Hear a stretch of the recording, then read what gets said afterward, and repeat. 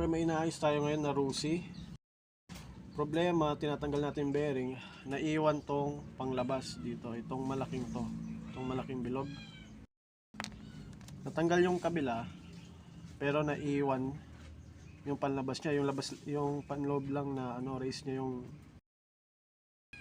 naiwan tong panlabas.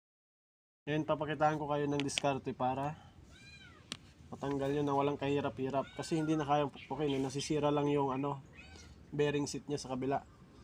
So kuha lang kayo ng tornilyo. Ito. Pwede nyo i-welding dito. Ganyan. Pa-welding nyo yung tornilyo na yan. Dito. Dito. Sa seat.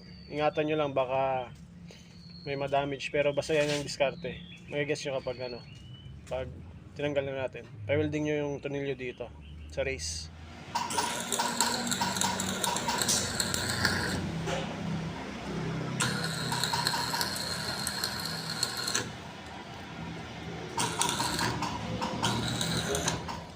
Ayan, after ma-welding, yan, pinukpok na kasi namin dun para lumabas. Pero yan yung kakalabasan.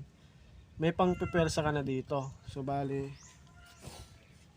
okay mo lang sa kabila.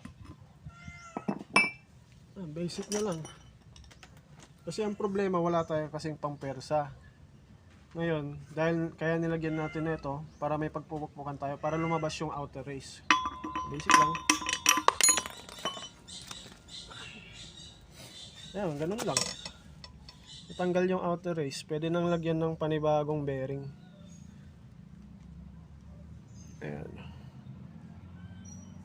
Pwede na lagyan. Ayan, ganun lang. Basic lang.